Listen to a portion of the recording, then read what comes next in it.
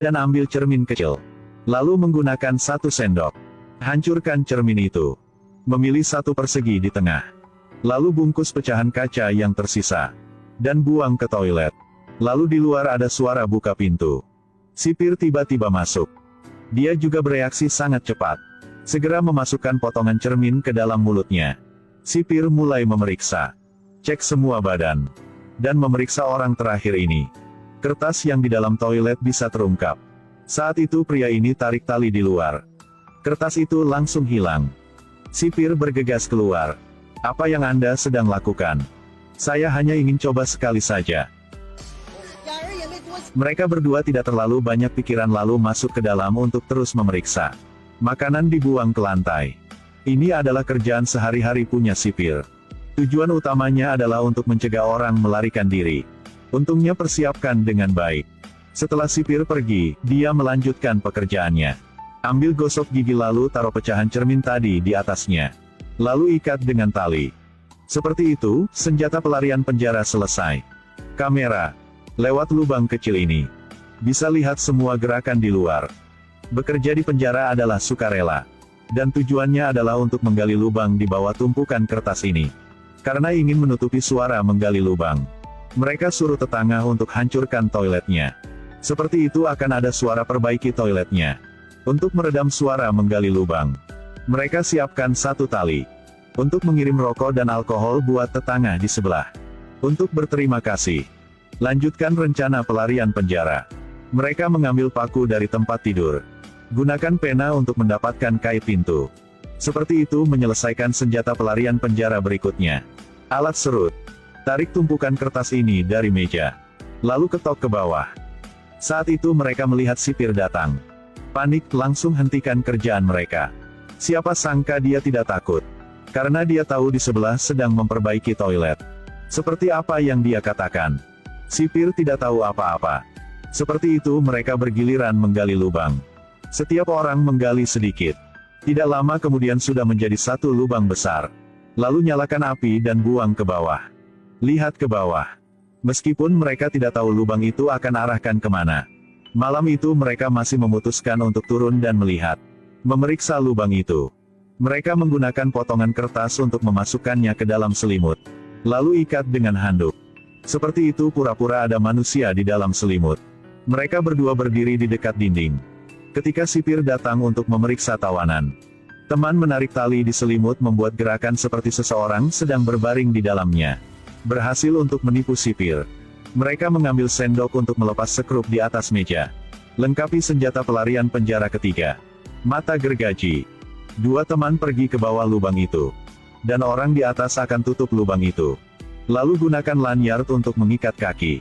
Seperti itu dia bisa hubungi 2 teman untuk balik. Setelah 2 orang itu turun ke bawah, mereka menemukan ini adalah bunker bawah tanah. Gunakan mata gergaji untuk potong pintu besi. Mereka berdua, gergaji pintu besi untuk waktu yang lama. Jadi ini adalah ruang penyimpanan barang. Baru sampai sudah ketemu sipir turun untuk ambil barang. Karena situasi memaksa mereka harus saling menginjak. Baru lolos dari bahaya. Setelah para sipir sudah pergi, mereka melihat pegangan jendela. Pria ini sangat kuat. Berhasil membuat senjata pelarian penjara keempat. Kunci universal. Gunakan kunci ini untuk membuka semua pintu.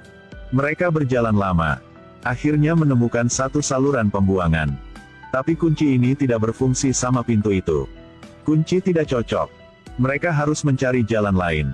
Coba angkat. Akibatnya, dia menggunakan mata gergaji untuk membuka engselnya. Ketika 2 orang masuk ke pipa air, pintu keluar terdeteksi diblokir. Beton di dinding sangat padat. Jadi bagaimana baru bisa keluar? Ternyata di samping itu terbuat dari semen murah. Keduanya memutuskan untuk kembali dan ambil alatnya. Besok baru datang lagi. Ketika mereka mau naik ke atas, sipir juga mau datang ke ruang mereka untuk memeriksa. Teman-teman mulai panik. Untungnya mereka kembali tepat waktu. Lalu buang boneka ke dalam lubang itu.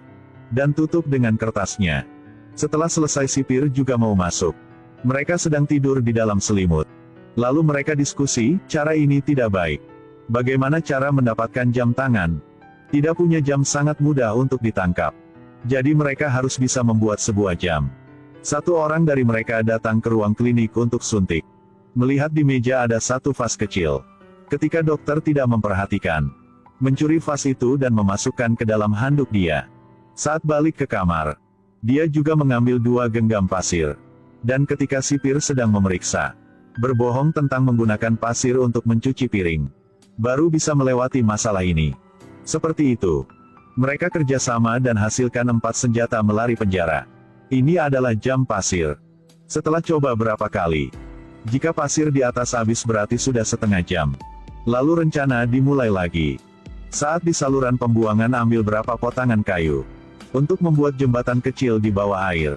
Dia menggambar lingkaran di dinding. Lalu pukul dengan jarum besi. Terlihat sangat profesional. Lalu hitung waktu yang tepat untuk kembali ke sel. 5 dari mereka bergiliran melakukan. Sama seperti itu tidak tahu sudah berapa hari telah berlalu. Akhirnya hasil membuat satu lubang. Keduanya dengan cepat merangkak masuk.